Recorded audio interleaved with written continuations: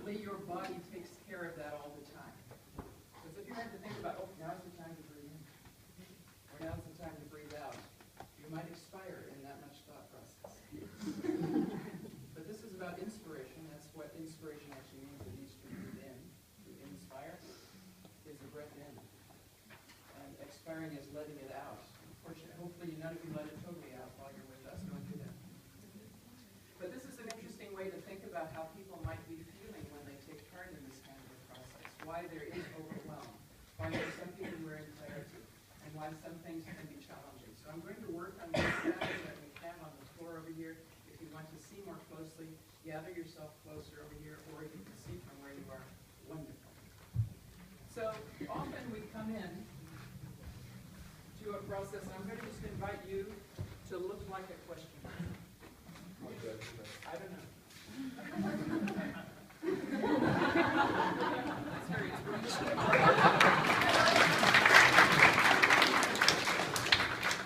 So here we are. We often enter any process we get into with a question.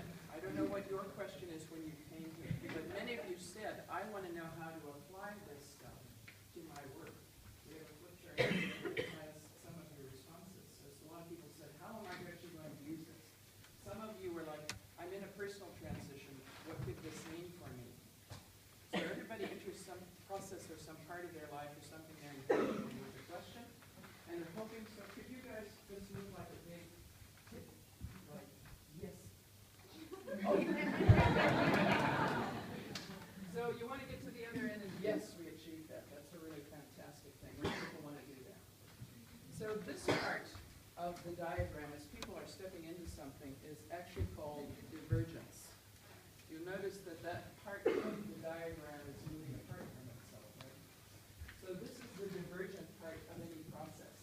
I'm coming in, I'm looking around, and I'm suddenly getting engaged with all of these different ideas and all these different viewpoints of people who are in the same space as me. Things are suddenly beginning to get wider. If you take part in a brainstorming, this is the moment where you hope that people are going to come up with a lot of interesting ideas. But for some people, this kind of part of the diagram, this is exciting. How many people really love the divergent phase? I love it when people have new ideas, I meet new people. It's really, oh, yeah, I love that. That sense of expansion. There's some people, however, who feel really uncomfortable in this situation, which is often why when people start brainstorming, they try to close it too fast. It's almost like everybody shows up. My baby is the most beautiful. My idea is actually the one everybody should say yes to. Isn't my baby good? Isn't my baby good? Nobody wants to say, your baby is ugly. Even if that's what they're thinking. So this divergent phase for some people can feel like it's too much. There's too much input, there's too much going on, there's too much new stimulus. Anybody feel slightly like there was a lot of stimulus yesterday? A lot going on?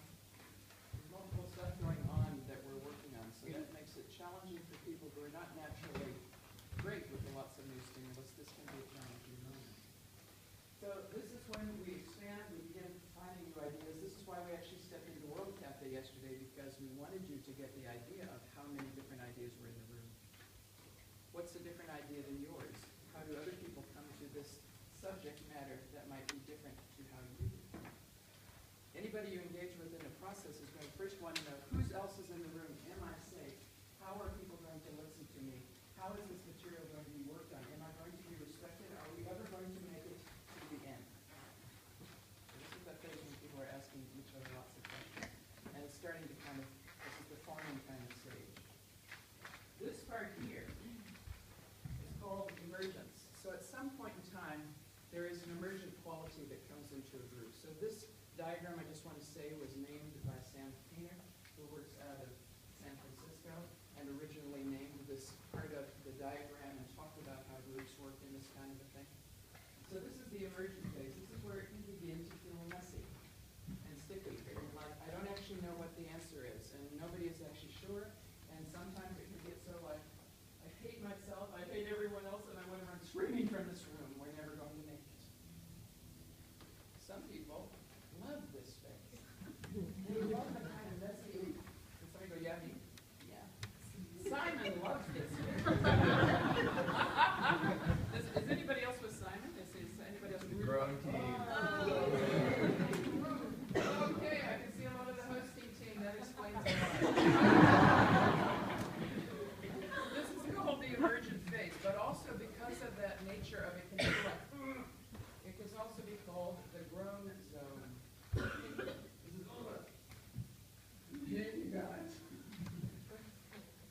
because it actually feels that way. It feels like groaning. So this is the moment where you have to say to people, keep breathing, have some trust, because this is the moment where that fertile possibility might be present. And so it could also be called this. This is the fun bit about playing with English. The groan zone, meaning something could grow out of it. It might be the groan zone, but it could also be the groan zone. It's really lovely to be able to tell the people you're working with, guess what? This is a natural part of any process. Yay, we're in the groan zone. Which means that something might be coming, a new answer, a new innovation, something different. It's interesting to help people have trust through this process because a lot of people feel uncomfortable. That's the nature of this. When you get hit with a new worldview, you fall into the groan zone. And the question is, are you going to have the perseverance and the stamina to stay in there and see if you can make friends with what you just learned? Or are you going to run screaming from the room? We want to invite you to have some stamina and sit with, if you're feeling uncomfortable, you're feeling shaken, or you're wondering what the heck is going on. Keep breathing, talk to somebody else, see if you can stay with us. Because what comes after that is convergence. So this is where you suddenly realize, oh, this is the thing I want to work on. Here's what we can step into together. Here's something we could do, and we need to take this action. So I don't know about the rest of you, but when I work with groups for a day, often we get to the groan zone period, and there's some people, the rational thinkers, the engineer type of people, the folks that actually want to have answers and want the action plan, are just about to die. Right here, and it's 2 o'clock, and they're saying to themselves, we're never going to make it.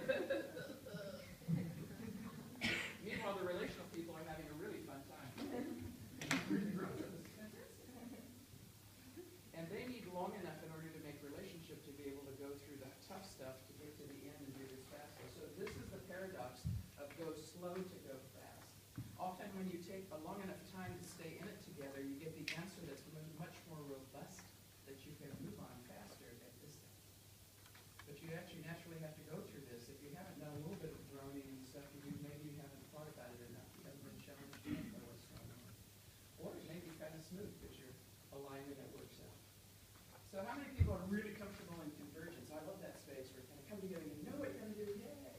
Okay. So you can see that in our room we have people who like all parts of this. And what I want to invite you to do is to see where you need to befriend a practice or a methodology that might help you be in these other spaces so that you can also host well when you're in those spaces that are not your natural spaces. Because in order to be really good on stuff, we need to be able to move through this whole thing. And let me say that where we are in now, as I spoke yesterday morning, in Europe, in our organizations, and sustainability and all that stuff is right here in the ground zone. As a humanity, we are right here, right now. And it's not comfortable. The old stuff is falling apart, the new stuff isn't yet there. We have to have the stamina, the fortitude, maybe I even say the love, to stand with people in this place, especially when we don't necessarily agree with them or have the same viewpoint. Could we love them enough to get them to the other end together with us? Because it's only together we're going to actually make it through this stuff that's really difficult. So this breath pattern, in, the holding right at the top, out, is the natural way that we as humans live on this planet, and it's the natural way that groups work too. So we just want to invite you to this as a foundational thought about how things are working and where you might be. You might already be in the ground zone. Hey, welcome to the ground zone. Or not. Everybody comes to this in their different points of time. And I said to the team this morning, we decided to say yes to this theme, and so did you. So that means this theme is playing with us. I've learned from people doing master's degrees that they think they're doing it, it's doing them. Yeah, I just wanted to add one tiny thing. Hello, Hannah. One of the mantras of the art of hosting is never host alone. So what we like to have on our hosting teams, apart from people who can be totally stellar in all the different zones, is what kind of diversity do we need on our hosting team? This is a criterion. Do we have someone who's good at divergence? Do we have someone who can hold the grown zone, and do we have someone who loves convergence? Because that's a really good